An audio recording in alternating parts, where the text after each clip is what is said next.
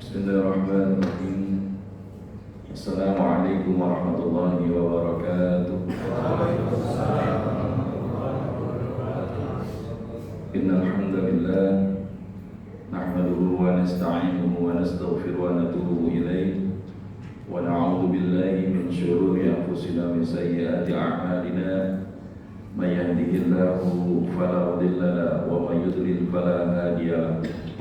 Asyhadu an la ilaha illallah wahdahu la syarika lah wa asyhadu anna nabiyyana Muhammadan abduhu wa rasuluhu la nabiyya wa la rasula ba'da. Allahumma shalli wa sallim ala sayyidina Muhammad wa ala alihi wa sahbihi wa man tabi'ahum bi ihsanin ila yaumiddin. Amma ba'd, subhanaka la ilma lana illa ma 'allamtana innaka antal alimul hakim.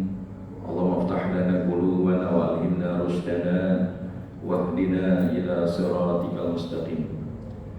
Sama kami hormati Ketua DKM Masjid Baitur Rahman serta dengan segenap jajaran pengurus, Bapak Ibu, Ayah Bunda, jamaah keluarga besar Masjid Baitur Rahman yang insyaallah diberkahi dan dirahmati Allah Subhanahu wa taala.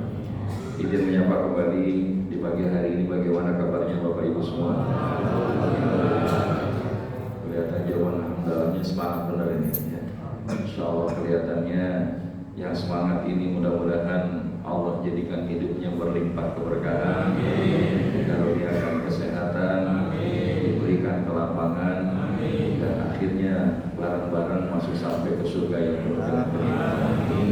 Ya Rabbal Alamin. Alhamdulillah, pagi hari ini kembali kita dapat bermuajahah di dalam rangka membahas satu tema kajian serial menyegarkan hati, menguatkan iman. Karena korelasi antara hati dengan keimanan ini sangat terkait antara satu dengan yang lainnya. Bahkan dalam salah satu nasihat yang diberikan oleh Sayyidina Ali bin Abi Thalib radhiyallahu anhu, bahwasanya disebutkan al-iman yaitu yakin di dalam hati.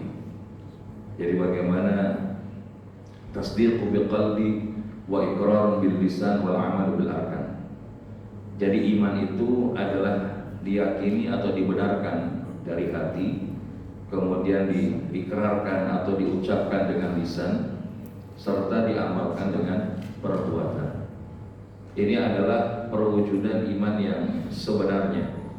Jadi iman tanpa kemudian disertai dengan sebuah ucapan, maka bisa jadi iman itu nggak sempurna. Misalnya begini, ada orang yang dia melakukan kebaikan-kebaikan dengan segala apa yang ada di dalam hatinya dan juga apa yang ada di dalam perbuatannya, tapi kemudian dia tidak mengucapkan dua kalimat syahadat, maka kebaikan itu hanya akan berhenti di level dunia, tapi tidak akan sampai kepada level akhirat. Karena apa? Kalau bahasa anak muda sekarang, servernya beda. Ketika yang dia minta adalah selain daripada Allah, maka disitulah yang akan menjadikan di antara kata kunci bahwa amal kita berkelanjutan atau sebaliknya.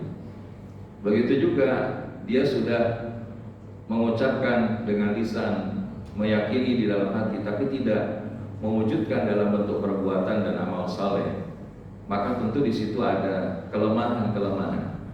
Karena yang disebutkan oleh Nabi SAW, al-mu'minul qawi khairu wa habba ilallah minal mu'minil dha'if. Mukmin yang kuat lebih baik dan lebih Allah cintai daripada mukmin yang lemah. Salah satunya kuat dalam hal apa? Amal-amal perbuatan kebaikan.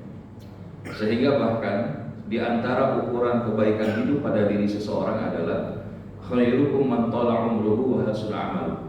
Atau kama qala Nabi sallallahu alaihi wasallam, sebaik-baik kalian adalah yang panjang usianya dan bagus amal solehnya.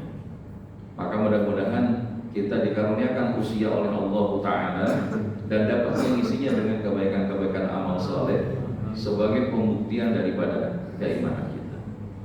Maka begitu pun ketika dia mengucapkan dengan lisan, melakukan dengan perbuatan, tapi di dalam hatinya tidak ada Allah sedikit pun akan keimanan, maka ini hanya akan menjadi orang-orang yang muflis, orang-orang yang bangkrut, orang-orang yang akan mendapatkan keadaan amal-amalnya tidak bernilai apapun di hadapan Allah Subhanahu wa taala.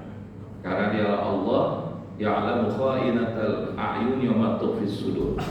Allah mengetahui apa yang kalian khianati dan apa yang ada di dalam dada kalian. Maka oleh karenanya kita berlindung kepada Allah Subhanahu wa taala dari keadaan hati yang jauh dari Allah. Karena hati ini bukan punya kita semata-mata Bapak Ibu, tapi hati ini adalah milik Allah Subhanahu wa taala. Bahkan disebutkan dalam sebuah hadis qudsi bahwa hati manusia itu berada di dalam jari jemari genggaman Allah Subhanahu wa taala. Kadang hati kita itu bolak-balik. Ya, bolak-balik dalam apa? Kadang beriman, kadang mengalami perlemahan keimanan. Al-imanu yazidu wa yanqus. Iman kadang naik, kadang turun. Maka begitu juga hari ini. Kalau saya tanya Bapak Ibu yang saya Allah Subhanahu wa taala, bagaimana kabar iman Bapak Ibu pagi hari ini? Lagi naik, apa lagi turun, apa stabil aja begitu? Wah, kalau stabil berarti imannya malaikat itu. Kalau dibilang imannya stabil, imannya malaikat. Kenapa? Karena malaikat itu nggak pernah bahasanya apa? Menolak segala apa yang Allah perintahkan kepada mereka. La ya'sunallaha ma amarahum wa yaf'aluna ma yu'marun. Jadi apapun yang Allah perintahkan sami'na wa ata'na, udah dikerjain. Nah, kalau imannya naik terus, modelnya siapa? Para nabi dan rasul dan pilihan Allah Subhanahu wa taala, hamba pilihan Allah Subhanahu wa taala. Yang boleh jadi ketika dapat musibah bukannya mereka mengeluh, merasa menderita, tapi justru imannya semakin mantap. Nah, ini gambarannya Bapak Ibu. Kalau imannya yang turun terus, kira-kira modelnya siapa? Ya, orang-orang kafir beserta dengan ya sekutunya. Di antaranya siapa? Ya syaitan, ya iblis. Maka kita berlindung kepada Allah, walaupun mungkin kita nggak di antara tiga itu, tapi biasanya kita naik turun. Nah, naik turun ini modelnya siapa? Model kita. Alhamdulillah kalau pas giliran di masjid naik, begitu pulang kira-kira naik apa turun? Masuk ke mall, masuk ke pasar kira-kira naik apa turun?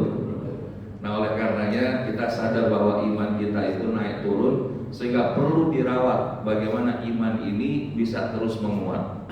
Sehingga bahkan ada satu nasihat dari Abdullah ibn Mas'ud radhiyallahu anhu, di mana beliau menyampaikan laisal iman bitamanni wala bitahalli. Iman itu bukan sekedar daripada angan-angan ataupun hiasan, akan tetapi walakin ma waqara fil qalbi wa saddaqahu al-amal. Akan tetapi iman itu adalah apa yang tertanam di dalam hati dan dibuktikan oleh amal perbuatan. Nah, ini yang tadi kita kaitkan bahwa antara hati, iman, amal perbuatan ini akan selalu saling mempengaruhi dan akan saling menguatkan. Begitupun ketika mengalami perlemahan, maka bukan tidak mungkin yang lain pun juga akan menjadi terdampak dari perlemahan itu. Maka iman bukan sesuatu yang sifatnya tetap statis begitu Bapak Ibu. Tapi iman itu adalah dinamis. Dia hidup, bergerak, kadang naik, kadang turun. Maka siapa yang dia tidak merawat iman, bersiaplah melihatnya iman itu untuk melemah, bahkan berpotensi menjadi hilang. Maka iman itu harus dirawat dengan amal, bukan cuma sekedar diakui. Nah, lalu bagaimana agar kita bisa melakukan hal itu? Apakah penting kita merawat iman hari ini? Apalagi kondisi kita semakin dekat kepada akhir zaman. Yang namanya fitnah terjadi hampir tiap saat. Maka kalau kita tidak dengan kekuatan iman, kita akan sangat mudah bisa jadi paginya ngaku beriman, tapi sorenya telah berada dalam keadaan keluar dari keimanan. Begitupun dalam keadaan sore dia mengaku beriman, besok pagi sudah tidak beriman. Maka oleh karenanya, kenapa kita perlu merawat iman? Setidaknya ada 3 alasan. Karena iman itu adalah kondisinya selalu mengalami kondisi yang berubah-ubah atau dinamis. Kadang naik, kadang turun. Akan tetapi kalau kita kemudian kembalikan bahasanya di dalam Quran surat Al-Fat ayat yang keempat, karena Allah Subhanahu wa taala menyebutkan waladzi anzala sakinata fi qulubil mu'minin liyazdadu imanan ma'a imanihim. Dialah Allah yang menurunkan ketenangan hati kepada orang-orang yang beriman. Untuk apa? Liyazdadu imanan ma'a imanihim, supaya mereka bertambah imannya di atas iman mereka. Maka ini adalah gambaran Bapak Ibu, bahasanya apa? Kadang-kadang ketika kita merasakan ketakutan, kekhawatiran, nggak ada yang bisa memberikan kita ketenangan melebihi di antaranya kedekatan hati kita dan kekuatan serta ketetapan iman kita di hadapan Allah Subhanahu wa taala. Salah satu contohnya begini Bapak Ibu. Mana yang lebih menyakitkan? Rasa-rasa hampir menang apa rasa-rasa hampir kalah? Contoh, kalau yang di sini hobi nonton bola, Piala Dunia kemarin ada itu pertandingan Mesir lawan Argentina gitu ya. Nah, kan Mesir di dalam awal-awal itu udah hampir menang atau hampir kalah? Nah, tapi ternyata sebaliknya Argentina ya sampai sekarang menang lah ya kan. Ya, walaupun masalah yang lain-lain kita kesampingkan dulu. Tapi sekarang kalau saya kembalikan dalam konteks pertandingan tadi, mana yang lebih menyakitkan? Rasa-rasa hampir menang apa rasa-rasa hampir kalah? Ya rasa-rasa hampir menang tapi ternyata nggak menang kan sakit ya nggak? Pertanyaannya, dalam sejarah umat Islam pernah nggak kita merasakan keadaan itu? Nah sekarang saya tarik ke dalam kondisi sejarah umat Islam. Pernah nggak ada kondisi di mana umat Islam rasa-rasanya hampir menang? Kapan? Nah, selain perang Uhud, perang apa lagi? Hunain. Nah, dalam kondisi dua perang itu, umat Islam secara jumlah banyak, persenjataan lengkap. Namun apa yang terjadi? Qadarullah wa syafa'al, yang terjadi adalah kekalahan. Walaupun ini sekaligus jadi pembelajaran bagi kita, memang hidup ini ada sunnah tadawul. Sunnah dipergilirkan, kadang menang, kadang kalah, kadang naik, kadang turun, kadang bertambah, kadang berkurang. Tapi yang menarik adalah ketika kaum muslimin pernah mendapatkan kondisi rasa-rasa hampir kalah. Waktu kapan tuh? Perang Badar. Dalam kondisi perang Badar itu kaum muslimin, ya Rasulullah, apa mungkin kita bisa mengalahkan daripada pasukan kafir Quraisy yang jumlahnya 3 kali lipat lebih banyak daripada jumlah kita? Ini rasanya hampir menang, hampir kalah. Akan tetapi yang Allah berikan kemenangan atau kekalahan? Ini yang disebut liyazdadu imanan ma'a imanihim. Allah memberikan kekuatan di dalam keimanan mereka sehingga iman mereka menjadi semakin bertambah-tambah. Maka oleh karenanya, kalau iman itu di dalam satu keadaan bisa bertambah, maka sangat mungkin di dalam keadaan yang lain iman juga bisa mengalami kondisi bisa berkurang. Nah sehingga ini yang perlu kita merawatnya. Jangan sampai kemudian kita mengabaikan kondisi iman. Ya yang penting jalanin aja Ustaz. Memang betul, tapi nggak sepenuhnya benar. Kalau kita ngejalanin tapi iman kita lemah, ibarat handphonenya cakep, canggih, sinyalnya nyambung, tapi baterainya lowbat, kira-kira bisa dipakai maksimal apa enggak? Nah begitulah kondisi keimanan. Karena iman itu perlu dicas.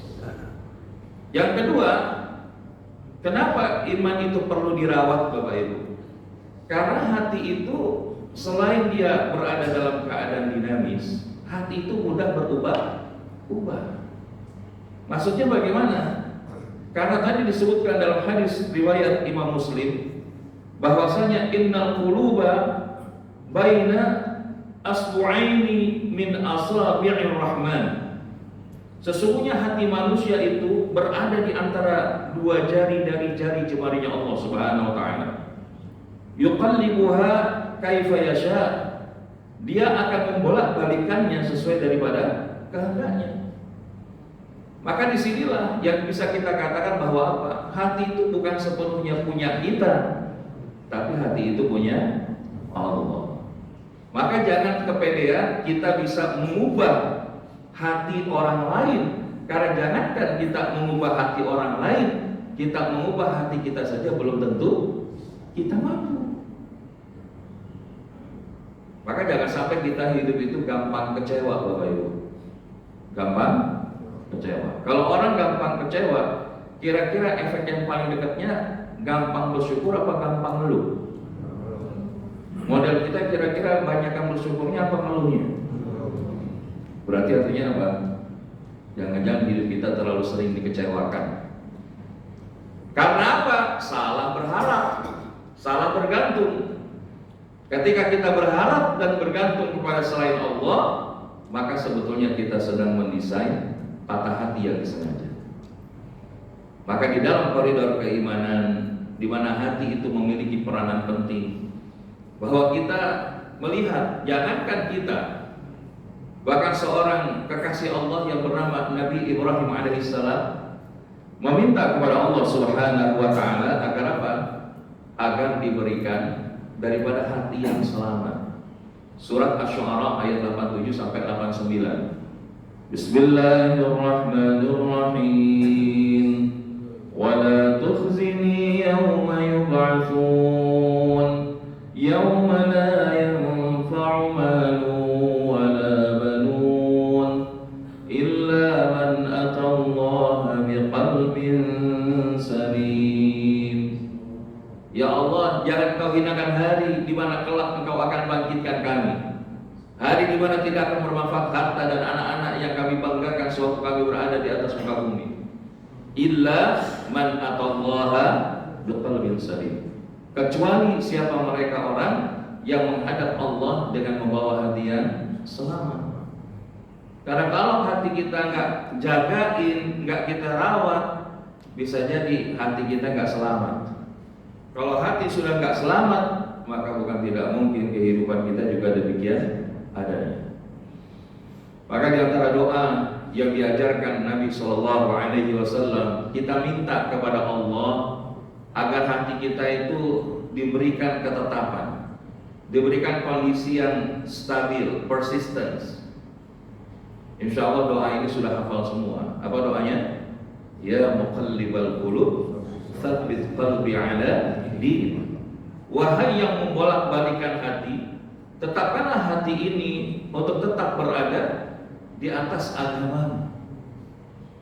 Karena jangan sampai kita lahir muslim, hidup muslim, wa'iyadzubillah, akhir kehidupannya lock out. Makanya Allah memerintahkan kepada orang-orang yang bertakwa untuk senantiasa meningkatkan kualitas takwa sebagai upaya memantaskan diri kita jangan berada di dalam kematian kecuali dalam keadaan sebagai seorang muslim. Ya ayyuhalladzina amanu taqullaha haqqa tuqatih wa la tamutunna illa wa antum muslimun. Ini diingetin oleh setiap khatib, dai di setiap hari Jumat. Wahai orang beriman, bertakwalah kalian kepada Allah dengan takwa yang sebenar-benarnya, dan janganlah kalian wafat kecuali dalam keadaan sebagai seorang muslim yang berserah diri hanya kepada Allah Subhanahu wa ta'ala. Dan yang ketiga, kenapa kita penting berbicara merawat iman? Karena hari ini kita hidup di lingkungan zaman yang terus menggerus iman kita, bukan semakin bertambah, bisa jadi semakin berkurang. Karena tadi disebutkan, bisa jadi yusbihur rajul mu'minan wa yumsi kafiran. Pagi harinya dia beriman, sore harinya bisa jadi dia kafir atau kufur. Ini gambaran fitnah zaman modern, Bapak Ibu. Apalagi dengan kondisi informasi yang begitu deras, gaya hidup yang hari ini membuat kita semakin mengurut dada. Suami selingkuh, ketahuan istri ikutan selingkuh. Kita berlindung kepada Allah. Ini macam-macam aja kalau kita lihat ya, macam-macam aja. Belum lagi fitnah syahwat, fitnah syubhat. Jadi kalau kita nggak punya kekuatan iman, bahkan termasuk kepada ahli keluarga kita dengan bekal iman, maka sangat mungkin kita terperosok di dalam fitnah akhir zaman yang semakin dahsyat pada hari-hari seperti sekarang. Maka kita berlindung kepada Allah Subhanahu wa taala agar kita diberikan kekuatan di dalam rangka merawat iman. Karena sesungguhnya apa sih yang dimaksud dengan merawat iman itu sendiri? Maka merawat iman adalah upaya terus-menerus untuk menjaga dan menumbuhkan serta menstabilkan iman kita di dalam hati melalui ilmu, amal, dan penjagaan daripada hal-hal yang merusaknya. Dan untuk itulah Nabi SAW mengingatkan, innal iman la yahlaqu fi jawfi ahadikum kama yahlaqu thawb. Sesungguhnya iman itu bisa usang dalam hati kita, bisa lapuk, bisa menjadi tidak mantap lagi. Salah seorang dari kalian sebagaimana pakaian juga bisa usang. Pakaian sebagus-bagusnya kita rawat, kira-kira setelah 6 tahun, 10 tahun bajunya tetap bagus apa enggak Bapak Ibu? Ya, ada juga kondisi-kondisi yang memang masih terawat tapi kebanyakan mungkin sudah tidak bagus lagi, mungkin sudah pudar warnanya, mungkin berada dalam kondisi yang tidak nyaman untuk digunakan lagi. Maka begitu juga keadaan iman kita. Oleh karenanya kata Nabi SAW, fas'alullaha an yujaddidal iman fi qulubikum. Karena itu mintalah kepada Allah Ta'ala agar memperbaharui iman di dalam hati-hati kalian. Dan ini kebiasaan para generasi sahabat radhiyallahu ajma'in, salafun shalihin. Mereka kalau ketemu itu, hayya najlis bidanu minusa. Ayo duduk sebentar yuk, kita ngobrolin tentang iman sebentar. Maka termasuk ketika kita hari ini alhamdulillah dilapangkan Allah Ta'ala melaksanakan ibadah sholat subuh secara berjamaah. Maka ketika kemudian setelah subuh ada kesempatan hadir di majelis ilmu, jangan sampai itu terlewati. Karena kita belajar tentang ilmu agama bukan harus kita menjadi seorang ustadz atau kiai, tapi bagaimana agar iman kita terjaga dan ini bisa menjadi cahaya atau menjadi penerang jalan kita dalam persiapan pulang kembali kepada Allah Subhanahu wa Ta'ala. Maka Bapak Ibu yang dirahmati Allah, iman itu bisa nambah, bisa murah. Bahkan iman itu bisa juga hilang kalau tidak dijaga hingga iman itu butuh dirawat. Tanaman kalau nggak dirawat aja bisa gampang layu, betul apa enggak? Anak nggak dirawat kira-kira belangsak apa enggak? Tapi kalau iman kita hari ini kita nggak rawat, bagaimana urusan? Maka oleh karena itu, bagaimana kiat kita merawat iman? Karena tadi sudah disebutkan dalam Quran surat Al-Fat ayat yang keempat bahwa Dia Allah yang menurunkan ketenangan ke dalam hati orang-orang yang beriman. Karena kita sadar bahwa hati ini punya Allah, iman itu dimulai dari hati kita, maka jangan sampai kita jauh dari Allah Subhanahu wa Ta'ala. Maka untuk itu sedikitnya ada 3 langkah bagaimana agar kita bisa merawat iman kita di tengah kondisi fitnah zaman yang hari ini terjadi di dalam kehidupan kita. Maka yang pertama, Bapak Ibu yang dirahmati Allah Subhanahu wa Ta'ala, adalah perkuat iman dengan ilmu dan ma'rifatullah, dengan iman dan mengenal Allah Subhanahu wa Ta'ala. Karena di dalam sebuah nasihat yang disampaikan oleh Syekh Ibnu Taimiyah rahimahullah, man arada sa'adah al-abadiyyah falyalzam atabatal ubudiyah. Barang siapa yang menginginkan kebahagiaan yang abadi, maka hendaklah dia tetap berada di pintu penghambaannya kepada Allah Subhanahu wa Ta'ala. Iman nggak mungkin kokoh, nggak mungkin kuat kalau dia tidak didasari dengan ilmu. Dan daripada ilmu itulah melahirkan ma'rifatullah, mengenal Allah, sehingga ketika seseorang hamba itu semakin kenal Allah, maka semakin kuat iman di dalam kehidupannya. Ada satu kaidah yang disebutkan Syekh Fakhruddin Ar-Razi rahimahullah, man arafa nafsahu faqad arafa rabbahu. Siapa yang kenal dirinya, maka dia akan kenal Tuhannya. Maknanya apa Bapak Ibu? Maka kalau kita terusin, di antaranya apa pemahaman yang bisa kita dapatkan? Siapa yang kenal dirinya, maka dia akan kenal siapa Tuhannya. Dan siapa yang kenal Tuhannya, maka dia akan tahu apa yang menjadi keinginannya. Dan siapa yang tahu keinginannya, maka dia akan hidup sesuai dengan keinginannya, bukan sekedar keinginan dirinya. Dan siapa yang hidup mengikuti sesuai dengan keinginannya, maka dia pasti akan mendapatkan keajaiban pertolongan hidup darinya. Bisa dipahami nggak Bapak? Kalau dibilang Ustaz, tapi kok hari ini rasa-rasanya saya jauh daripada pertolongan Allah dalam hidup saya. Kita balikin.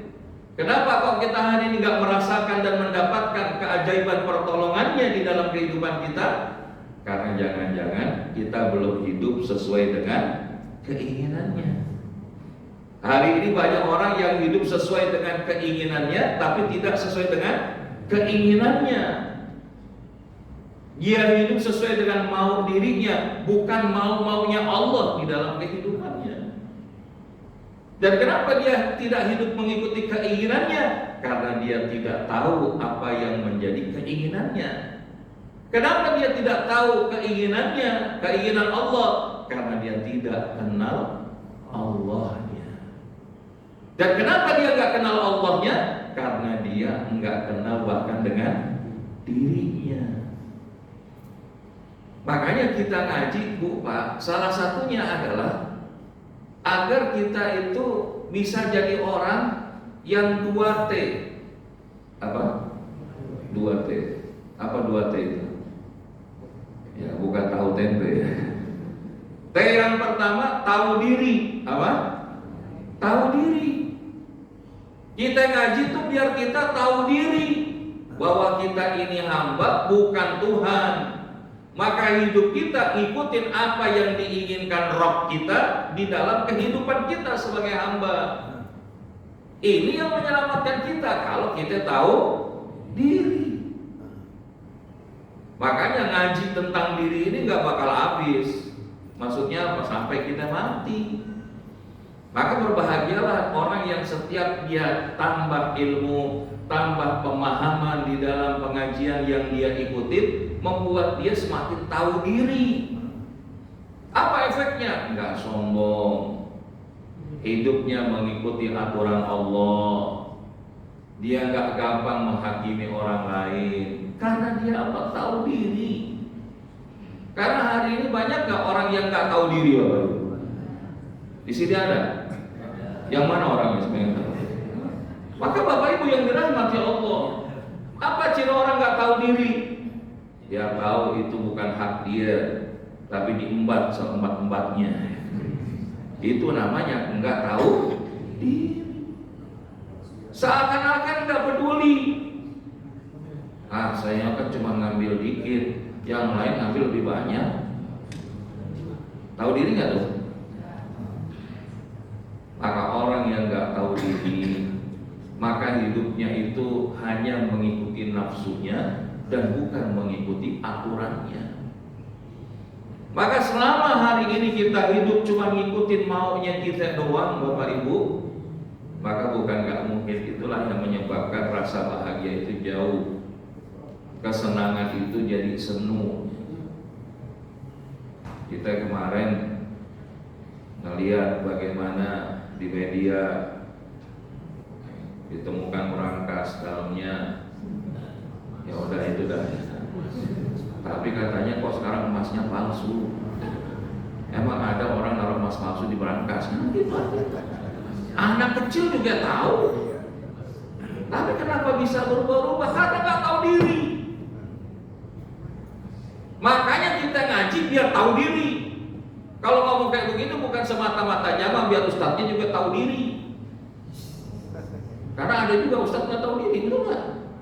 Mari kita kumpulkan kepedulian kita sama umat, pulang biar naik mobil mewah, bukan nggak boleh.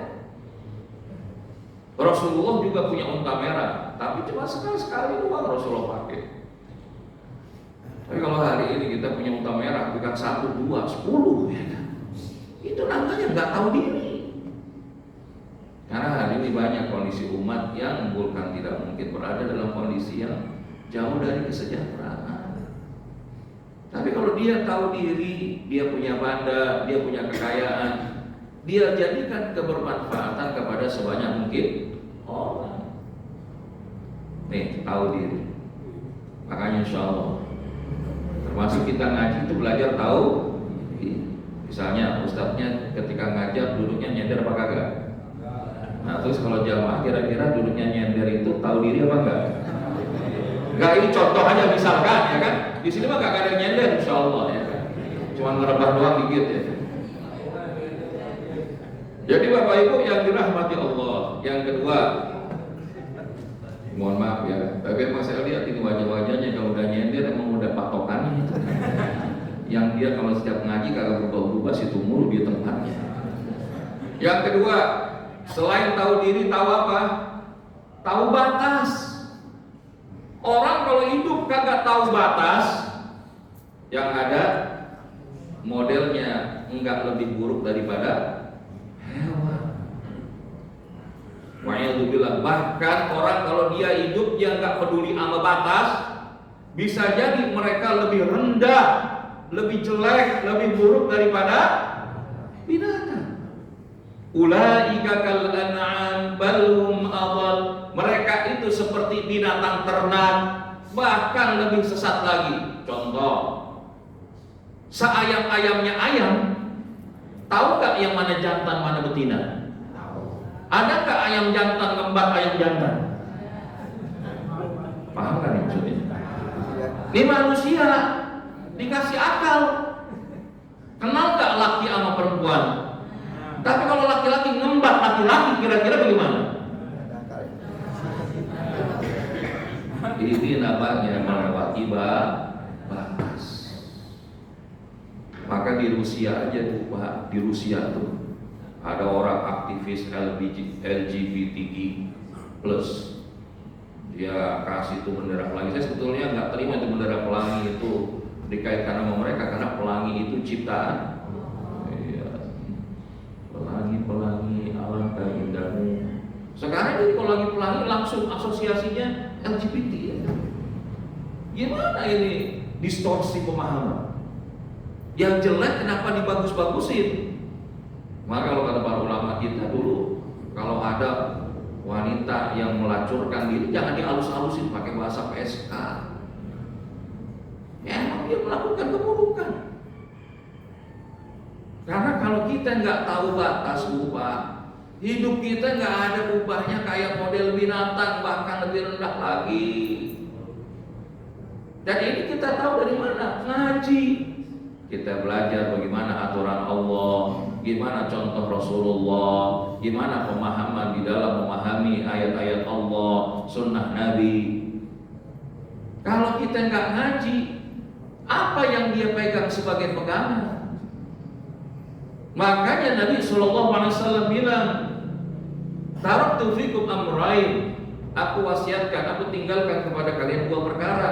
Jikalau kalian berpegang teguh kepada keduanya, lan tadillu ba'di abada, maka kalian gak akan pernah tersesat selama-lamanya. Apa itu? Al-Quran dan Sunnah. Kita ngaji Quran, kita ngaji ayat, kita ngaji hadis Nabi. Supaya apa? Tahu batas. Oh yang ini kagak boleh, yang ini boleh. Oh yang ini halal, ini yang haram. Padahal yang halal sama yang haram banyakan mana? Yang halal. Tapi kenapa di negeri kita dibuatnya sertifikat halal bukan sertifikat haram? Karena kayak model udah tahu itu rokok, kira-kira manfaat sama mudaratnya banyakan mana? Tapi masih banyak yang merokok apa enggak? Kira-kira orang benar apa enggak itu yang merokok? Kan di situ ditulis merokok bisa menyebabkan impotensi, sakit jantung, dikasih gambar tenggorokan bolong. Ya. Tapi dengan santainya dia tetap merokok. Itu yang udah diingetin aja, dikasih gambar yang mengerikan, kagak ada takut-takutnya. Nah, apalagi dalam hidup kita hari ini ada yang halal, ada yang haram. Kalau ditanya, kenapa bukan sertifikat haram? Ya karena justru sertifikat halal itu lebih penting. Kemarin tuh ada pastry, toko bakery, dia jualan apa ya? Croissant gitu, kalau bahasa croissant. Tapi modelnya, mohon maaf, itu kayak ya begitu dah, saya nggak enak ngomongnya di masjid ya kan. Nah, disebutnya Pataya. Itu nggak benar itu. Maka dulu kayak model ada apa namanya, mie setan ya kan, es pocong. Nah, kita hindari dah yang kayak gitu. Tapi kadang-kadang memang orang kita kalau kagak dibuat yang aneh, kagak mampir ya kan. Nyari rawon setan, tapi yang datang kira-kira setan apa bukan? Padahal memang enak itu rawon. Tapi kenapa harus pakai bawa-bawa setan? Nah, yang ini juga nih, pastry ini bawa aja kepada, mohon maaf, organ intim daripada wanita gitu kan. Jadi bawa-bawa jadi model makanan, kita ngelihatnya aja udah jijik. Ya walaupun itu bahasanya cuma mirip, ternyata begitu ada kawan kami yang fokus dalam sertifikasi halal dicek. Memang itu perusahaan didaftarkan, oh ada nih, tapi yang varian itu enggak dilapori, enggak diajuin sertifikat halalnya. Orang kita semakin lagi viral, semakin dicari ya. Kalau yang enggak viral dia enggak ramai. Tapi ala kulli hal, makanya kita tahu batasnya mana. Apa kita hidup ngikutin omongan orang, apa ikutin apa yang Allah sampaikan. Maka standar kebenaran bukan karena banyak orang yang ngikutin, tapi bagaimana apa yang Allah dan Rasulnya sampaikan kepada kita. Maka hari ini Bapak Ibu yang dirahmati Allah, iman gak mungkin kokoh tanpa ilmu. Dan daripada ilmu itulah kita melahirkan pengenalan terhadap Allah. Karena kunci kenapa hidup kita kemerungsung, jauh daripada kebahagiaan, dalam kondisi musibah bertubi-tubi seakan gak pernah henti. Karena satu sumber utamanya, dia gak kenal Allah. Semakin dia kenal Allah, maka apapun yang terjadi, dia yakini pasti itu episode kebaikan dari Allah. Gak mungkin Allah itu hidup dalam arti memberikan kepada kehidupan kita itu kesusahan-kesusahan doang. Pasti ada kalanya Allah juga memberikan kebaikan dan kemudahan. Ngaji biar kata capek, tapi di sebelah udah nyiapin sarapan pagi, senang apa gak? Nah, berarti udah selesai kan sampai sini aja. Nah makanya prakteknya bagaimana agar kita bisa menjalankan langkah satu ini. Luangkan waktu harian untuk terus belajar Quran, belajar tafsir, belajar tauhid, ikutin majelis ilmu yang rutin. Jangan kita ya asal ada waktu aja Ustaz saya mau ikut. Kenapa? Berarti ngajinya waktu sisa ya. Kalau dia memang punya kesungguhan, kalau bahasa Imam Syafi'i al-ijtihad, kesungguhan. Kesungguhan itu dia alokasikan waktunya, dia siapin modelnya. Nah, saya besok ngaji nih, Ustaz biasanya pakai slide, oh dia biasanya pakai kitab, oh dia biasanya begini. Saya mau buku dah, saya catat tuh ilmunya. Karena apa? Karena ini bagian dari kesungguhan. Saya kemarin agak sedikit tergoda. Bahasanya apa? Karena keluarga jarang-jarang ngumpul. Ada kesempatan kumpul di daerah Tugu Puncak. Apa besok gak usah ngaji, nanti keingetan sama jamaah ya kan. Jadi bahasanya biar kata jam 12 malam kita pulang. Jam 4 biar kata masih agak-agak sedikit, tapi kalau udah lihat jamaah begini kan semangat ya. Apalagi dia sarapan pagi insya Allah. Nah, jadi Bapak Ibu yang dirahmati Allah, walaupun tujuan ngaji bukan sarapan, itu mah cuma bonus. Begitu juga hidup kita. Kalau kita dapat keajaiban pertolongan Allah dalam hidup kita, utang lunas, sakit sembuh, hubungan makin bagus, hajat kita dikabul, itu mah cuma bonus. Karena imamnya apa? Ketenangan hati yang Allah berikan dalam hidup kita. Maka Bapak Ibu, bagaimana pelajaran di dalam majelis kita tadabbur ayat? Bukan cuma sekedar baca, udah bagus baca tiap hari, 1 hari 1 juz, 1 hari setengah juz, 1 hari 1 lembar. Tapi tambahin tadabbur, apa yang Allah inginkan di dalam perjalanan hidup kita. Nah insya Allah Bapak Ibu, mudah-mudahan di pertemuan bulan depan saya ingin kenalkan ada satu tools namanya TL Hijab, The Living Quran Jar. Jadi ini kami di PP Institute coba meluaskan metode tadabbur yang simple bagi setiap kaum muslimin khususnya di Indonesia.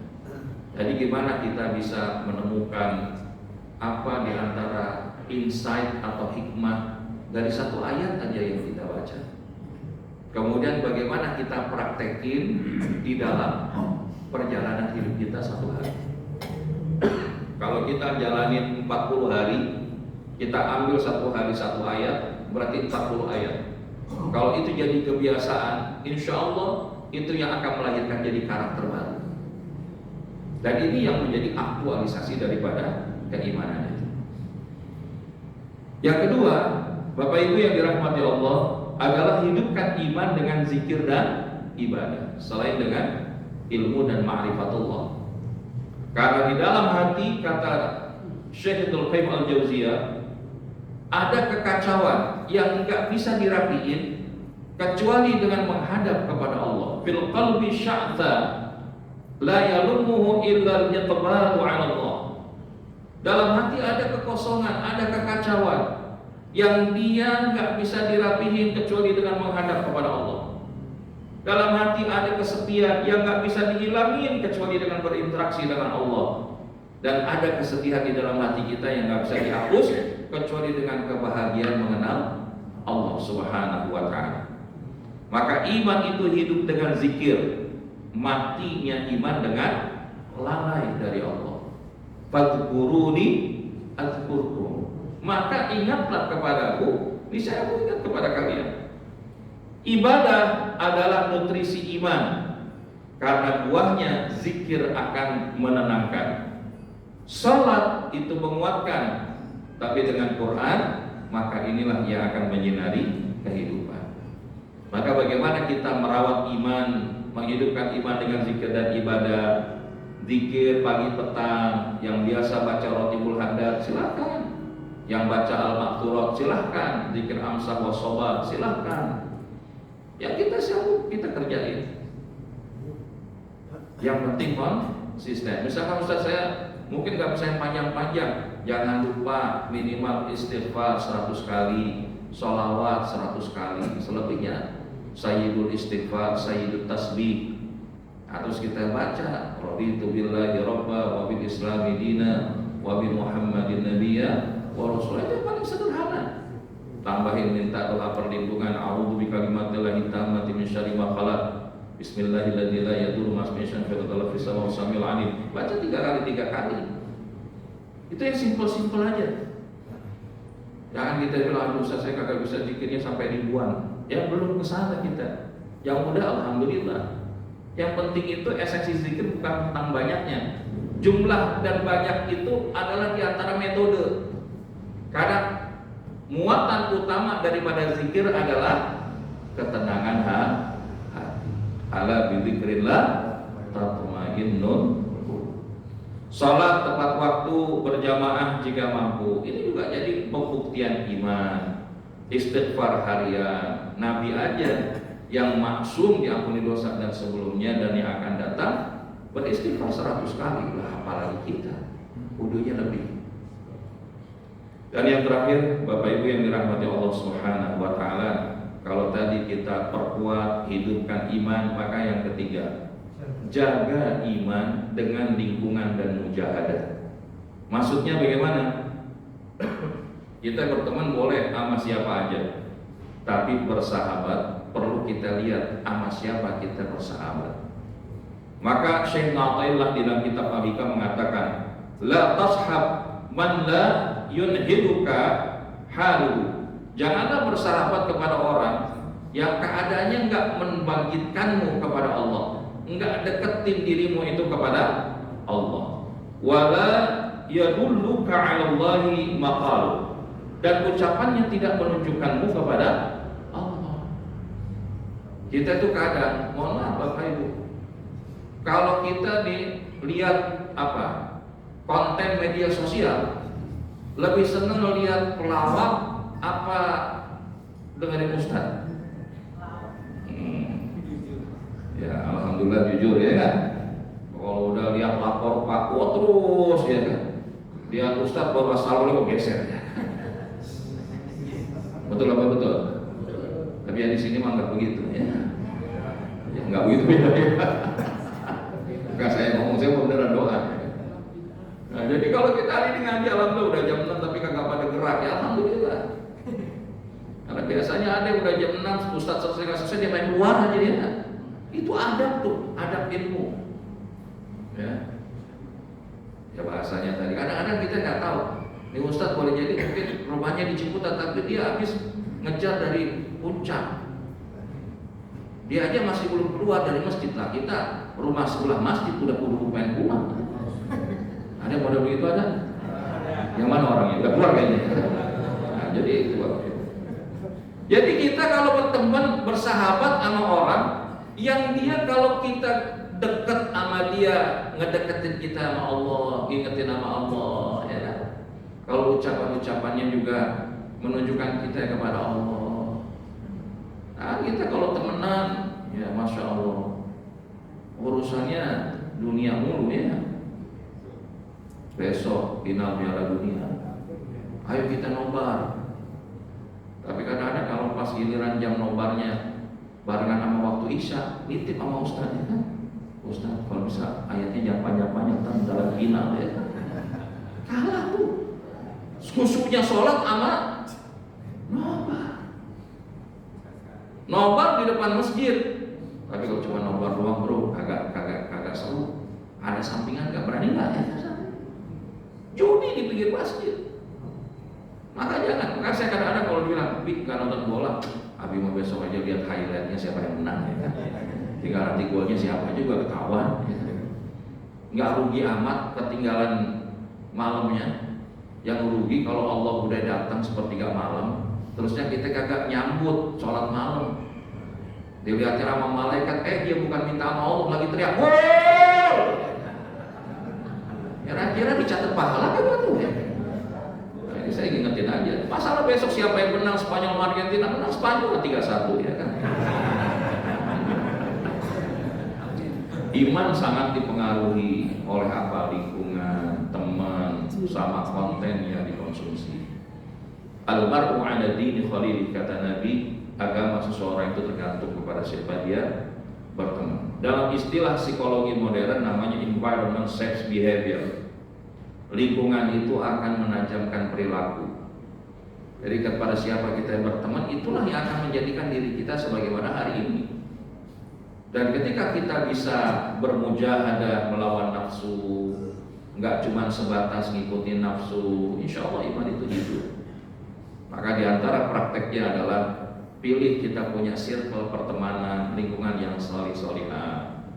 Kalau ibu-ibu mah insya Allah ngaji majelis taklim dari Senin sampai Senin ya. Yang penting nanti kan ketahuan dari warna jilbabnya ya kan, Senin warna pink, besok warna ungu ya.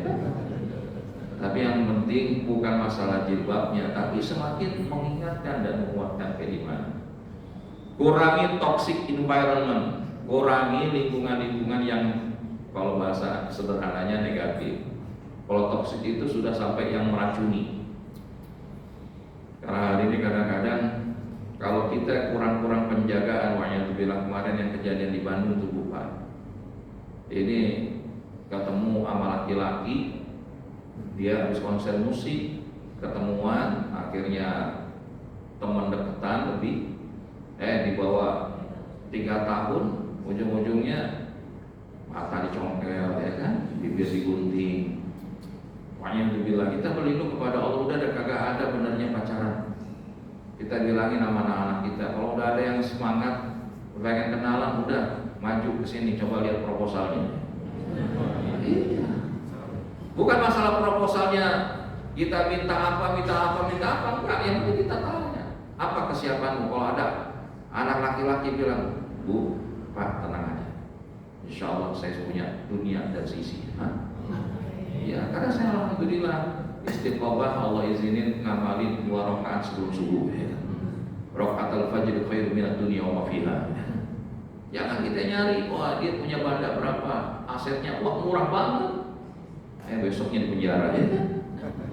Jadi nggak selamanya ya bahasanya bobot, bebet, bibit, bubut itu kemudian urusannya harta. Kadang-kadang nggak semata tentang itu. Nikahilah karena agamanya. Nikahilah karena agamanya. Emang boleh dia nyari paras, dia yang cakep, yang ganteng, yang cantik, punya banda, keturunan orang bagus, tapi itu skornya 0 semua kalau kagak ada lidiniha, agama. Makanya kita dorong anak-anak kita, ini fitnah akhir zaman.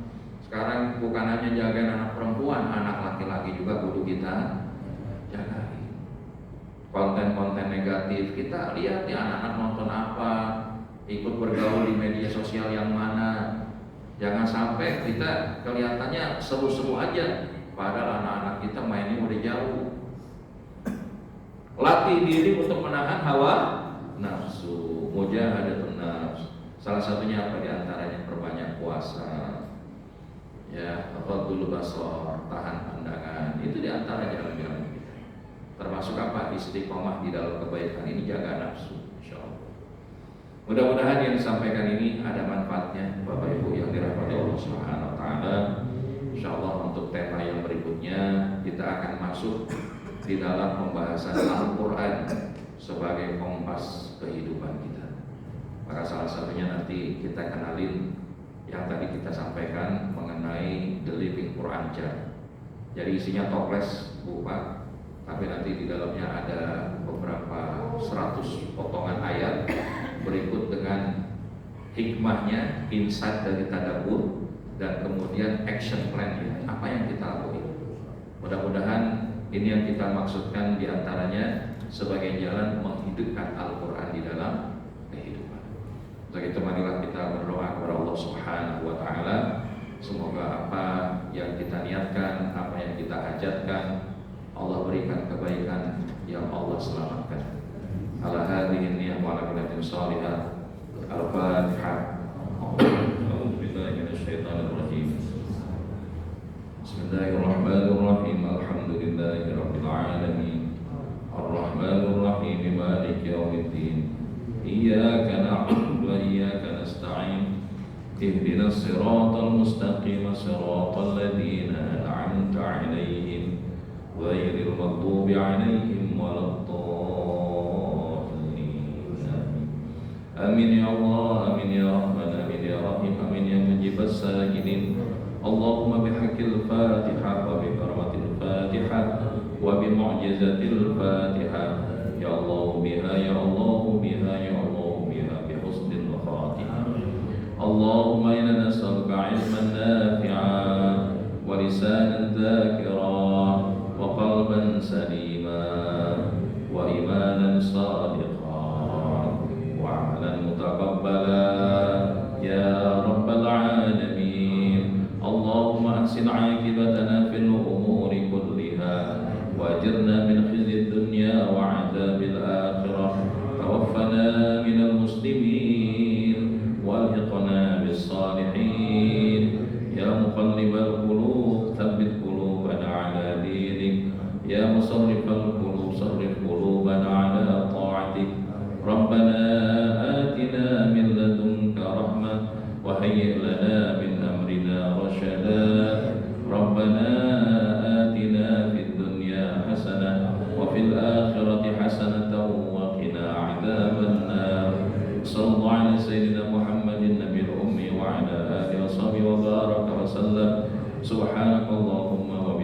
bihamdika asyhadu an la ilaha illa anta astaghfiruka wa natubu ilaik.